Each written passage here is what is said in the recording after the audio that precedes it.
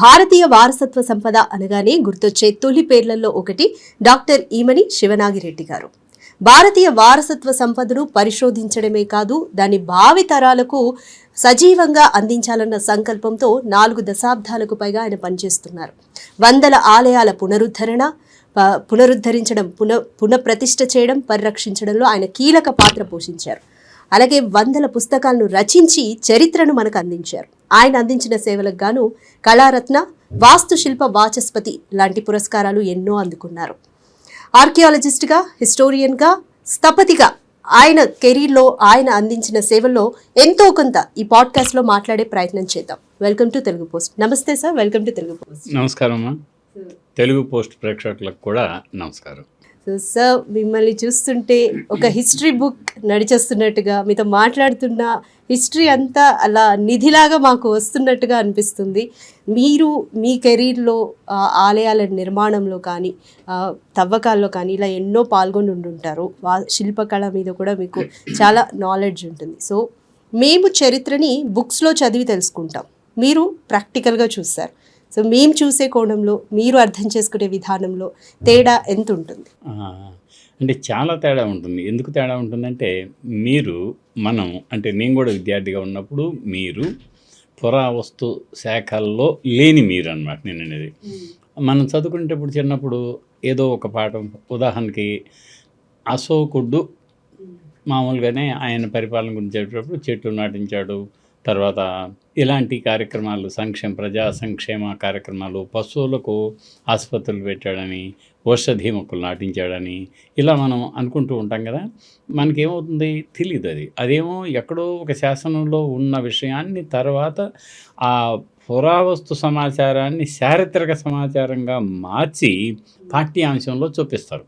ఎందుకు? చిన్నపిల్లలకు చెబితే చిన్నప్పటి నుంచే వాళ్ళు మన దేశం ఏదైనా సరే, దేశం, జాతి, ఈ రెండు చాలా ఇంపార్టెంట్. నేను ఉన్నాను అంటే నేను శివనాగిరెడ్డి, ఇదిగో ఫలానా తెలంగాణ లేక ఆంధ్రప్రదేశ్ అని చెప్పుకుంటాను కదా.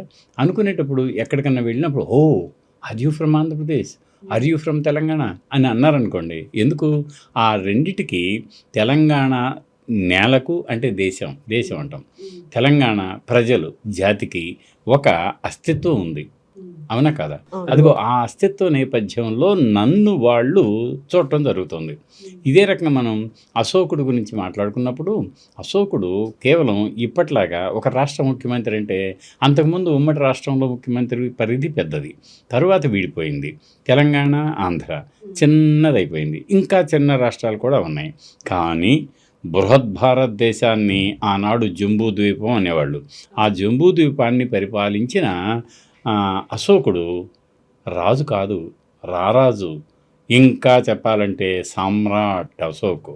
అలా మొత్తం భారతదేశంలో ఉన్నటువంటి చిన్న చితక రాజులే కాక కొంచెం పెద్ద రాజులను కూడా ఆయన అధీనంలో ఉన్నారు కాబట్టి ఆయన సామ్రాట్ అన్నారన్నమాట. ఆయన చేసిన పనులు తెలుసుకున్నాం అనుకోండి, ఓ నిజంగా సామ్రాట్ అశోకుడా, అరే మనం చూసే చిన్న భూభాగాలు కానీ ఇంత విశాల భూభాగాన్ని పరిపాలించాడా, ఆయన ఇన్ని ప్రజా సంక్షేమ కార్యక్రమాలు చేపట్టాడా అని అనుకున్నప్పుడు మనం కూడా జీవితంలో ఏదో కావాలి, మోటివేషన్ ఆయన దగ్గర నుంచి పొందుతాం మనం. అది చరిత్ర చదవటం వల్ల ఉపయోగం. ఆ తర్వాత ఆయన కళింగ యుద్ధం నిర్వహించాడు. కళింగ యుద్ధం అంటే ముందు కళింగ యుద్ధం అయినాక గొప్ప వ్యక్తి అయ్యాడు కదా. కళింగ యుద్ధం చేశాడా?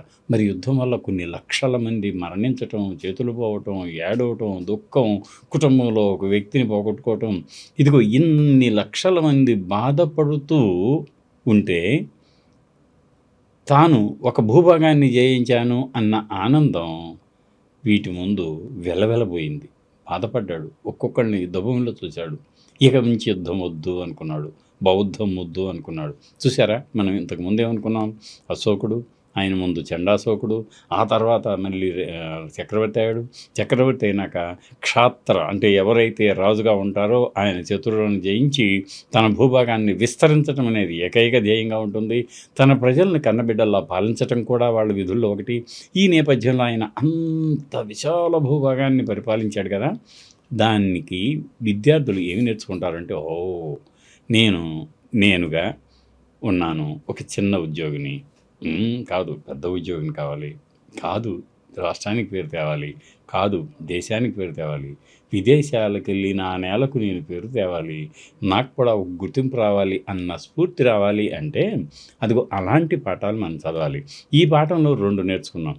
ఒకటి, ఏం చెయ్యాలి, ఏం చేయకూడదు. ఏం చెయ్యాలంటే అశోకుల్లాగా పరిపాలించాలి, ఏం చేయకూడదు అంటే అశోకుల్లాగా యుద్ధం చేసి అనేక మందిని విగతజీవుల్ని చేయకూడదు, వాళ్ళని బాధాతప్త హృదయులుగా మిగల్చకూడదు అన్న ఈ 2 విషయాలు మనం తెలుసుకున్నాం కదా. అయితే మేము ఇంకా చూసినప్పుడు సింధు నాగరికత, ఆ తర్వాత శాతవాహనులు, ఇంకా ఇక్ష్వాకులు, ఇలా కృష్ణకుండిన్లు, ఇలా రాజవంశాల గురించి కూడా చదువుకుంటూ ఉంటాం పాఠ్యాంశాల్లో భాగంగా.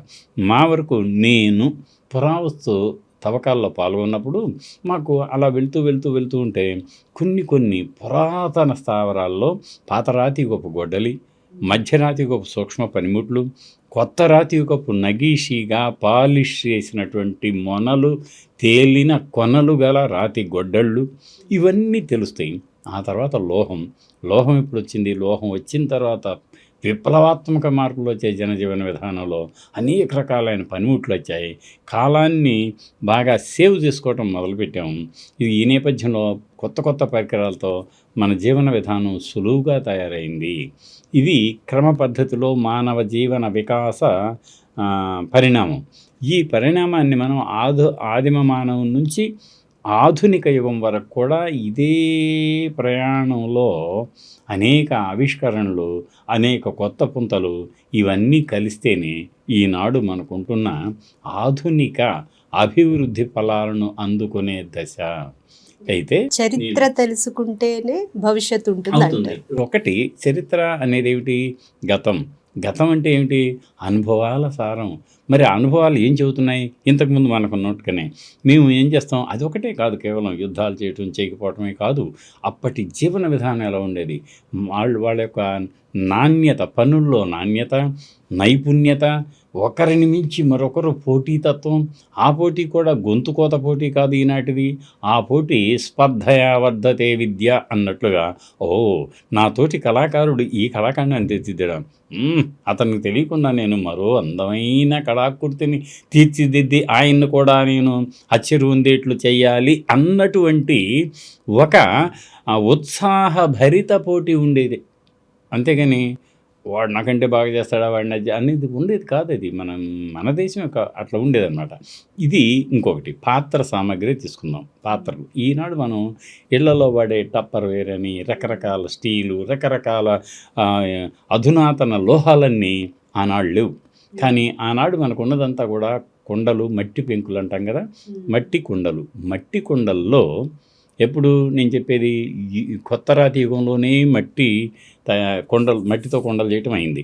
దాని తర్వాత ఇనుప యుగంలో మరింత నగేషి మట్టి పాత్రలు, నలుపు పాత్రలు, ఎరుపు పాత్రలు, ఎరుపు పాత్రలు, నలుపు పాత్రలకు నగీషిగా మెరుగు, ఆ తర్వాత నల్ల పాత్రలో మరింత మెరిసేది black and red ware, black ware అంటాం మేము. చూసారా? మరి ఆ రోజుల్లో కుమ్మరివారే, ఇప్పుడు కుమ్మరివారు ఉన్నారు. ఇప్పుడు కూడా మనకి ఆదిలాబాద్ రంజన్లని రోడ్డు మీద చాలా కుజాలు దొరుకుతున్నాయి, చిన్న కొండలు దొరుకుతున్నాయి. ఏమాత్రం ఆసక్తికరంగా కానీ అందంగా కానీ అయ్యో అలా ఆగి మనం దాన్ని తీసుకెళ్ళి మన ఇంట్లో ప్రదర్శించుకుందాం, లేదా మనం మిగతా వాటికంటే ఇది నాణ్యం కదా వాడుకుందాం అన్నంత నైపుణ్యం లేదు, చూడటానికి కూడా ఆకర్షణీయంగా లేవు.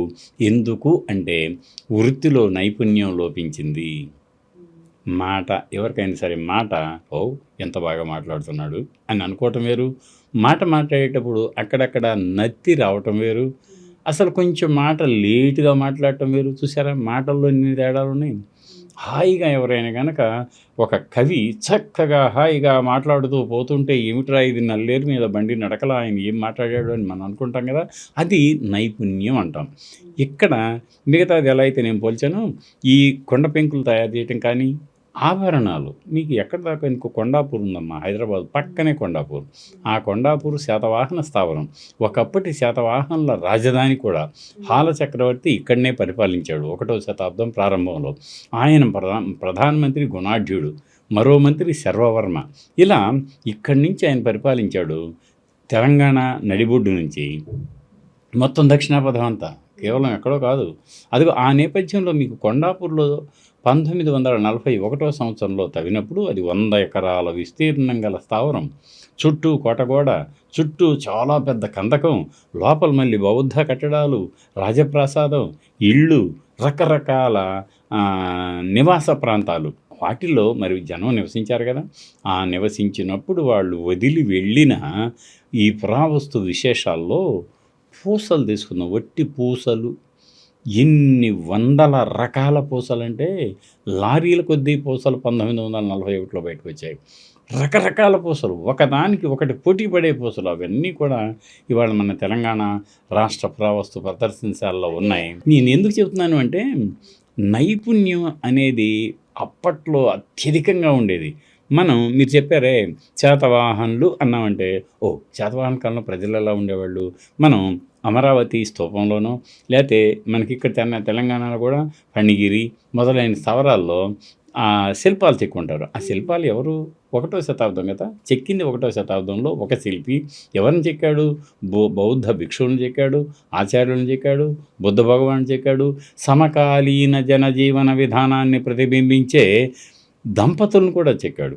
ఆ దంపతులు ఎలా ఉన్నారు? హాయిగా, కొంతమందికి పైన ఏమాత్రమైన ఆచ్ఛాదం లేదు, కొంత కింద పంచకట్టు లాంటిది ఉంది, మరి కొంతమందికి అలా. అంటే మనకు అప్పట్లో వస్త్రధారణ ఎలా ఉండేదో తెలుస్తుంది. వస్త్రధారణ కాదు, అలంకారాలు ఎలా ఉన్నాయో కూడా తెలుస్తుంది. మరి ఆ అలంకారాలు శిల్పంలో చూసాము, అది సజీవం కాదు. కానీ అదే అలంకారాలు కొండాపూర్ తవ్వకాల్లో బయటకు వచ్చినాయి, ఫణిగిరిలో బయటకు వచ్చినాయి, ధూళికట్లో బయటకు వచ్చినాయి, పెద్ద బంకూరులో బయటకు వచ్చినాయి. ఇలా ఎన్నో చోట్ల నుంచి బయటకు నాగార్జునకొండలో వచ్చినాయి, అమరావతిలో వచ్చినాయి. అలా వచ్చినాయి లేవా? అలా వచ్చినప్పుడు మేము తవ్వకాలు చేసేటప్పుడు అలా వరుస ప్రకారంగా ఒక్కొక్క మట్టి పొరను తొలగించేటప్పుడు బయటకు వచ్చే ఆ పురావస్తు విశేషాలు ఆశ్చర్యం గొలుపుతాయి. అబ్బా, జీవితం ధన్యమైంది, మనం కొత్త చరిత్రను బయటకు తీస్తున్నాం అన్నంత ఆనందం. అప్పుడు మేము అంతకుముందు పాఠ్యాంశంలో శాతవాహనుల కాలం స్వర్ణయుగాన్ని తలపించింది. అప్పుడు విదేశీ వర్తక వాణిజ్యం వెళ్ళి విరిసింది. అప్పుడు ప్రజలంతా సుఖ సంతోషాలతో ఉన్నారు. పంటలు విస్తృతంగా పండాయి. దేశీ విదేశీ వర్తక వ్యాపారాలు ఒకదానికి మరొకటి పోటీ పడి నాణ్యాల గలగలలు వీధుల్లో వినిపించాయి. ప్రజలు సౌభాగ్యంగా తొలతూగారు. అంతస్తులు కాదు, పలు అంతస్తుల ఇళ్లలో ఉన్నారు అని మనం చదువుకున్నాం కదా. ఆ చదువుకున్న వాటన్నిటికీ వీళ్ళు విలాసవంతమైన జీవితం గడిపారు. వీళ్ళు ఆభరణాల పట్ల మోజులు చూపారు. వీళ్ళు అనునిత్యం సింగారించుకోవటంలో ఇతర ప్రాంతాల స్త్రీలతో మహిళలతో పోటీ పడిన నేపథ్యం శాతవాహనుల కాలంలో ఉంది అని తెలియజేస్తున్నాయి మనకు ఆ శిల్పాలు, పాఠ్యాంశాలు. ఇక్కడ ప్రత్యక్షంగా ఒక్కొక్క పొర తీయంగానే 10 రకాల పూసలు, 2 రకాల ఆభరణాలు, కొత్త నాణేలు, ఇంకా శిథిల శిల్పాలు, సున్నపు బొమ్మలు, మట్టితో కాల్చి అందంగా తీర్చిదిద్దిన మట్టి బొమ్మలు. ఆ మట్టి బొమ్మలు కూడా ఒకటి అమ్మ తల్లి, మరొకటి అమ్మ, మరొకటి చిన్నపిల్లలు ఆడుకునే బండి. మీకు మృత్యకటికం అని సోదరకుడు రాసిందే ఒక చిన్న నాటిక. సోదరకుడు ఏం రాశాడు? ఆ నాటిక పేరు మృత్యకటికం. మృత్యకటికం అని చదువుతాం, ఏమిటో తెలియదు మనకి. వాళ్ళు కూడా మృత్యకటికం ఈరోజు మీకు పాఠం చెబుతామని ఐవాదులు చెబుతారు. అలా కాకుండా మృత్ శకటికం. మృత్ అంటే మట్టి, శకటికం అంటే బండి, బండికి సంబంధించిన విషయం మృత్యకటికం. ఏమిటా బండి? ఎందుకు అసలు దాని కారణం? ఎవరన్నా బండి మీద ఒక నాటకం రాస్తారా? ఆ బండి చుట్టూ అల్లుకున్న ఒక చక్కటి ఘట్టాన్ని నాటకంగా మలిచాడు. ఆయన చెప్పిన మృత్తు శకటికం మట్టి బండి. ఇదిగో మట్టి బళ్ళు ఎన్ని దొరికాయి అనుకున్నారు మీ కొండాపూర్లో? అలా చూసారా? అంటే నేను పురావస్తు శాస్త్రానికి సంబంధం లేకుండా విద్యార్థిగా మనం చదువుకునేది ఏంటంటే, చదువుకొని ఊహల్లోకి వెళ్తాం. అక్కడ 1-2 బొమ్మలు ఉంటే చూడగలుగుతాం. మేము అలా కాదు, బొమ్మ కాదు, అసలునే చూస్తున్నాం, అసలును చూస్తున్నాం. అందువల్ల మాకు ఆనందంగా ఉంటుంది. వాటిని అలా మట్టిలో నుంచి పైకి తీస్తాం. తీసిన తర్వాత కొంచెం శుభ్రపరుస్తాం. పంపిన తర్వాత అది నిజంగానే ఏదైనా బ్రిటిల్గా ఉంటే మరింత జాగ్రత్త తీసుకుంటాం. లేదు బాగానే ఉంటే ఒక చిన్న కవర్లో పెట్టి దానికి లేబుల్ చేసి, ఇది ఇంత దూరంలో ఇంత లోతున ఇది దొరికింది, దీంతోపాటు ఇంకా దొరికిన ఈ శాతవాహన శాతకర్ణి నాణెము, ఇంకా దాంతోపాటు ఆభరణాలు, ఇంకా అలనాడు సింగారించుకోవటానికి వాడిన కాటుక పుల్లలు, కాటుక కూడా పుల్లలు, యాంటీమనీ రాడ్స్ అంటాం మనం ఇంగ్లీష్లో. అదిగో ఇలాంటివన్నీ దొరికినప్పుడు మాకు అనిపిస్తుంది పాఠ్యాంశాలు గుర్తురావు. మేమే అప్పటి కాలానికి వెళ్ళినట్లుగా, నేను కూడా శాతవాహనుల కాలంలో నివసించినట్లుగా నా తోటి వారు అప్పుడే అక్కడే కొన్ని వస్తువులను భద్రపరచడానికి భూమి పొరల్లో దాచి ఉంచుకున్నారా అన్నంత భావన కలిగి దాంతో మేము రచనలు కొనసాగిస్తాం కదా. అదిగో ఇంతకుముందున్న పాఠ్యాంశం కంటే మేము రాసే రచనలు అనుభవపూర్వకంగా తెలుసుకున్న పురావస్తు నేపథ్యంలో రాస్తాం కదా, కొంచెం ఆకట్టుకునేట్టుగా ఆసక్తికరంగా ఉంటాయనటంలో ఏమాత్రం సందేహం లేదు. మీరు అడిగిన ప్రశ్నకు మనం చదువుకునే పాఠాలకి పురావస్తు తవ్వకాల్లో ఒక్కొక్క వస్తువుని పైకి తీసి, ఒక్కొక్క శిల్పకళాఖండాన్ని బయటకు తీసి, ఒక్కొక్క నాణ్యాన్ని జాగ్రత్తగా వెలికి తీసి అప్పటి జనజీవన విధానాన్ని, ఆర్థిక పద్ధతులను, సామాజిక వివరాలను పొందుపరిచేటప్పుడు మేము పొందే ఆనందం మామూలు కాదు. మాకు ఇప్పటిలాగా రియల్ ఎస్టేట్లో అయ్యో నేను ఈ ఉద్యోగం వదిలేస్తే రియల్ ఎస్టేట్లో ఈ వాటికి ఎంతో సంపాదించి ఉన్నామని అనే ఆలోచనలు కొంతమందికి పరిమితం అవుతాయి. నేను కాదన్నాం, మాకు అలా ఉండదు. ఎన్ని కొత్త రకాల వస్తువుల్ని భూమిలో నుంచి బయటకు వస్తుంటే చూసాము. ఏమి ఆనందం ఇది. ఇదిగో ఈ చరిత్రను పంచుదాం, ఇప్పటి వరకు ఉన్న పాఠ్య ప్రణాళిక పథకాన్ని మారుద్దాం, ఇంతవరకు కొంచెం అది స్తబ్దంగా ఉన్న పాఠ్యాన్ని ఉత్తేజకరంగా విద్యార్థులకు తెలియజెప్పేట్టుగా అక్షరాలని పొందుపరుద్దాం అని మాకు అనిపిస్తుంది. అది చరిత్ర తిరగరాసేటప్పుడు లేక మళ్ళీ మదింపు వేసేటప్పుడు ఇదిగో ఈ అనుభవం అంతా కూడా దాంట్లో రంగరించడం జరుగుతోంది.